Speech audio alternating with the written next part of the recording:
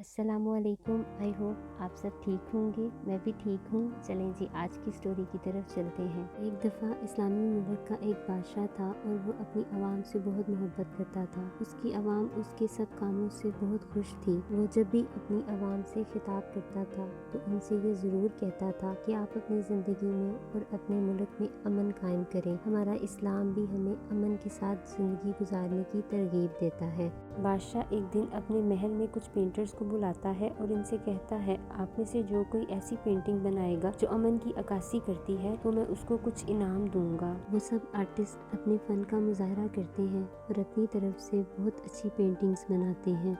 बादशाह की तरफ से कुछ पेंटिंग्स को चुना जाता है और ये ऐलान किया जाता है कि मेरे लोगों को बुलाया जाए। मैं चाहता हूँ कि मेरे लोग इस बात का फैसला करें कि इस पेंटिंग में से कौन सी पेंटिंग ऐसी है जो अमन की अक्कासी कर रही है। बहुत से लोग महल में जमा होते हैं और इन पेंटिंग्स को देखते हैं और अपनी अपनी राय का इजहार करते हैं। इनके नज़दीक एक पेंटिंग बहुत खूबसूरत बनी होती है। उस पेंटिंग में एक बहुत खूबसूरत सी झील है, पहाड़ों पर बर्फ है और आसमान भी बहुत खूबसूरत है। इन सब लोगों का ख्याल होता है कि बादशाह इनाम देने के लिए इस पेंटिंग का इंतखाब करेगा, पर ऐसा नहीं होता। बादशाह ऐसी पेंटिंग का इंतखाब करता है जिसमें कहीं भी अमन जाहिर नहीं हो रहा होता।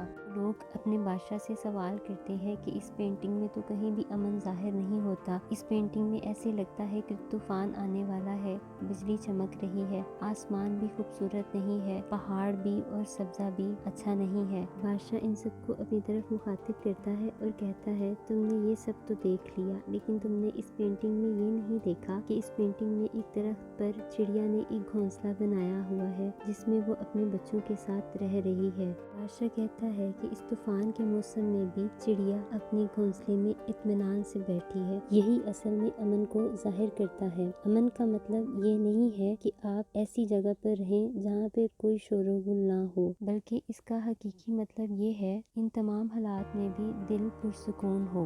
आपका हकीकी सुकून आपके दिल और दिमाग के हालात पर होता है, ना कि आपके इर्द गिर्द के माहौल के हालात पर। बादशाह आखिर में इन सब लोगों से ये भी कहता है, जब तक हम ये ना समझ लें कि सुकून का सरचश्मा सिर्फ अल्लाह ही है, हम कभी भी हकीकी ज़हनी सुकून हासिल नहीं कर सकेंगे। इसीलिए आप अपने दिल और दिमाग को ज़हनी सुकून का आदी बनाएं। इससे आप अपने मुल्क में, अपने आसपास लोगों में अमन कायम कर सकेंगे।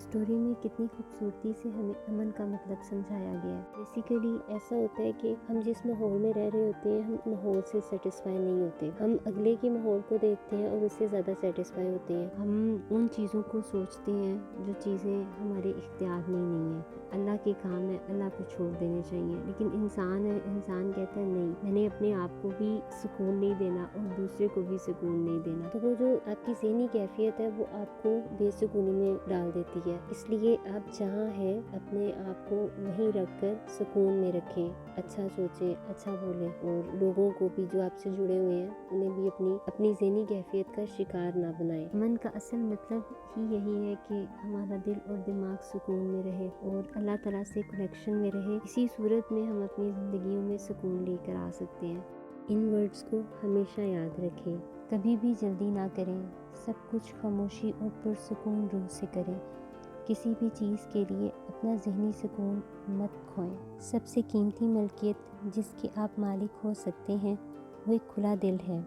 हकीकी खुशी एक अंदरूनी खुशी है, ये दिमाग की हालत है। अगर आपका दिमाग पुरसुकून है तो आप खुश हैं।